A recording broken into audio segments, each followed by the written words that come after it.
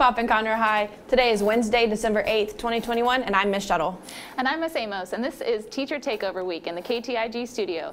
In today's show, we'll be talking about Disney's newest release, Encanto, and the new Google Watch. So, stay tuned for today's episode of Total Recap.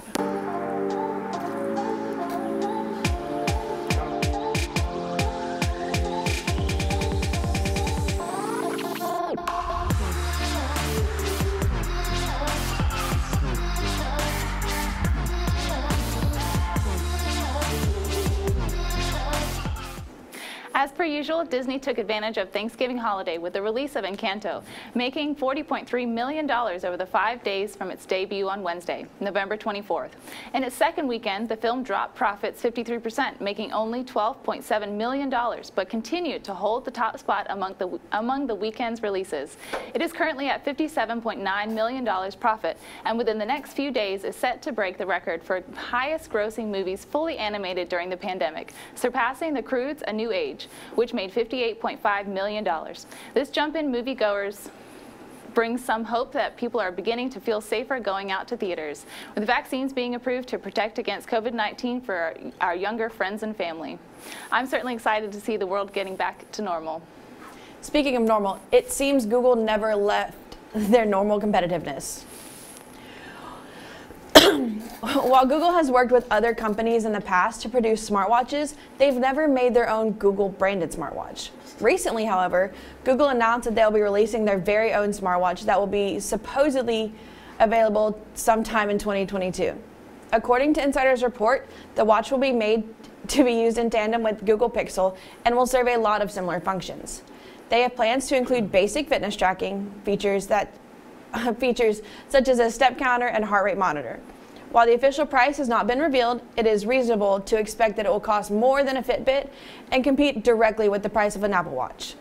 Although many details have not been revealed, Google's watch is looking like it's going to be a promising competitor to other smartwatches on the market. We will now take you to a quick commercial break.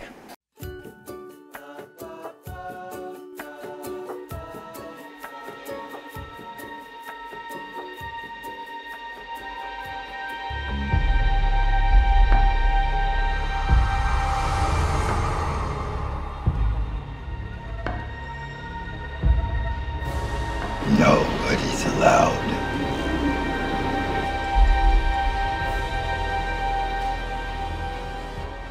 I'm so excited to graduate. You know, we're seniors now. We can finally do all the things we've always wanted to do. Like I'm gonna move to Colorado. You okay? Yeah, I'm okay. I'm just reflecting on my freshman years. Because during my freshman years, I didn't take things seriously, so I had to take one of them during the summer because I'm only allowed to take one class during the summer. Then the rest I had to do during my sophomore years, which was harsh to say the least. Then I had to do the same thing over with my junior years, and somehow I'm a senior. So I'm glad I was able to do that. But I should also really work on my attendance a bit more. That really did not help whatsoever with my grades. Yeah, you really should have paid more attention. I really should have.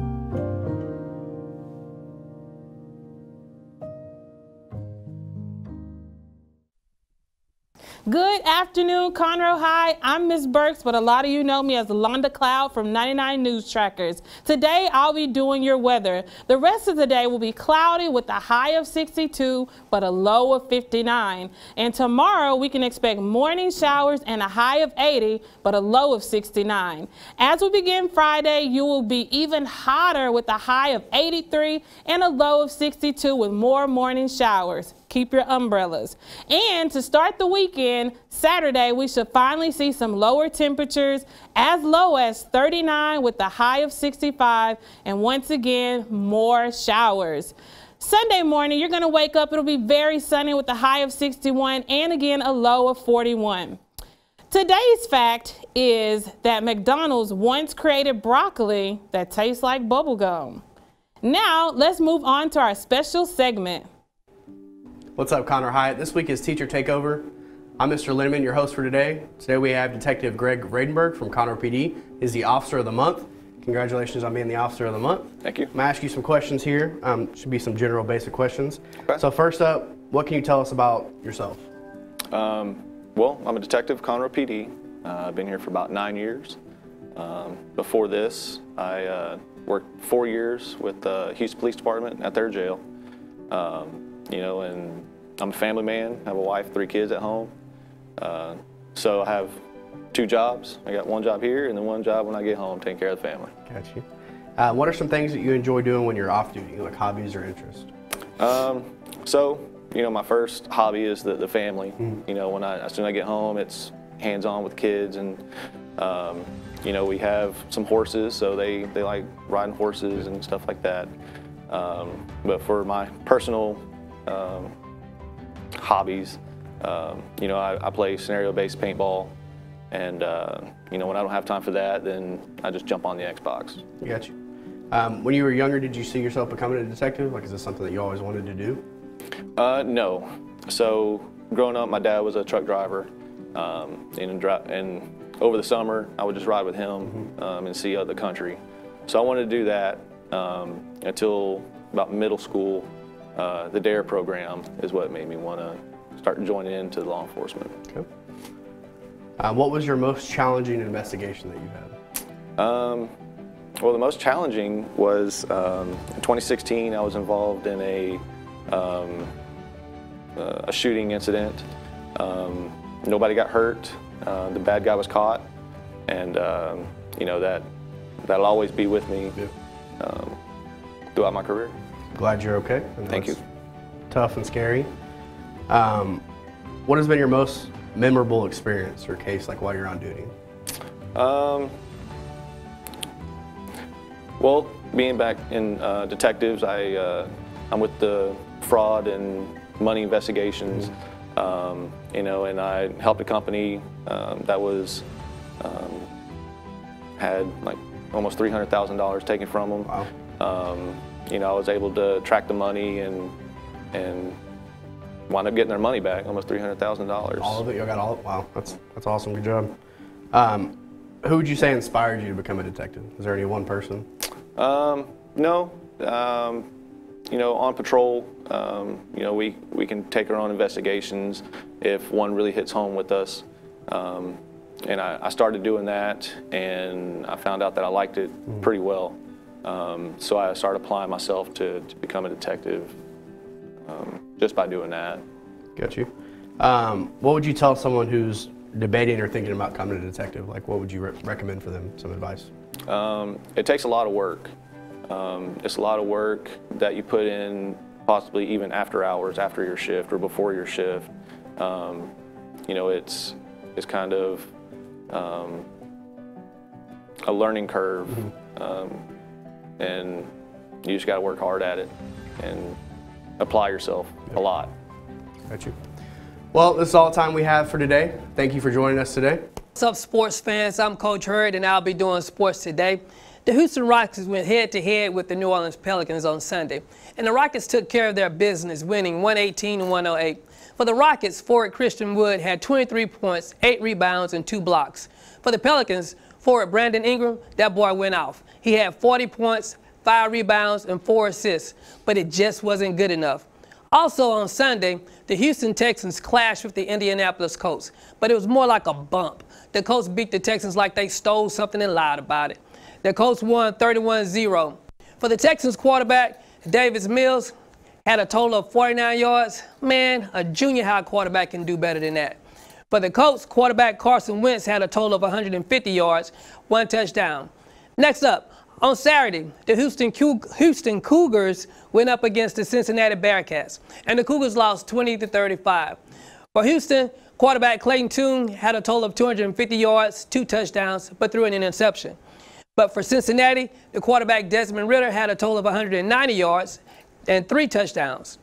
Finally, on Sunday, the Kansas City Chiefs went up against the Denver Broncos, and the Chiefs broke the Broncos 22-19. For Kansas City, quarterback Patrick Mahomes had a total of 184 yards, 1 touchdown, but had an interception as well. For Denver, quarterback Teddy Bridgewater had a total of 257 yards, 1 touchdown, but 1 interception as well. Well, that's a wrap for sports today. Now let's see what else is happening here at CHS.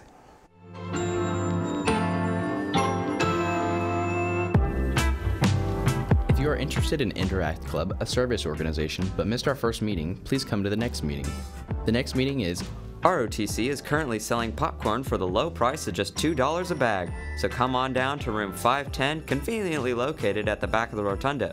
We have salsa and cheddar, caramel, vanilla, and white cheddar, so come on down or find an ROTC cadet near you. UIL Journalism will have an introductory meeting Thursday, December 9th in Miss Gold's room, number 227, for anyone interested in writing for UIL academic competition. Stephen F. Austin is located in the piney woods of East Texas, about 2 hours away from Conroe. With 81 undergraduate majors and over 120 areas of study, you're sure to find the right fit for you. Esteve has 6 academic colleges to help you reach your goals: business, education, fine arts, forestry and agriculture, science and mathematics, and liberal and applied arts. SFA offers degree programs both online and on campus. With smaller class sizes, professors get to know their students and provide classroom instruction tailored to each student's needs and goals. If you are looking for a smaller 4-year university that has all the same benefits of a larger university, Stephen F. Austin may be the perfect fit for you. Make sure to tune in tomorrow for our Holiday Pie Challenge, and on Friday we'll have another episode of Total Recap. And sadly to say, there will be no more shows for this year, but stay tuned for when we get back from winter break. Also, don't forget about our hallway procedures. Remember to walk and talk, stay to the right, and keep your hats off. All social media at KTIG News. As always, CHS, start strong, finish strong, and make sure to stay tuned to our YouTube channel for more KTIG news coming soon.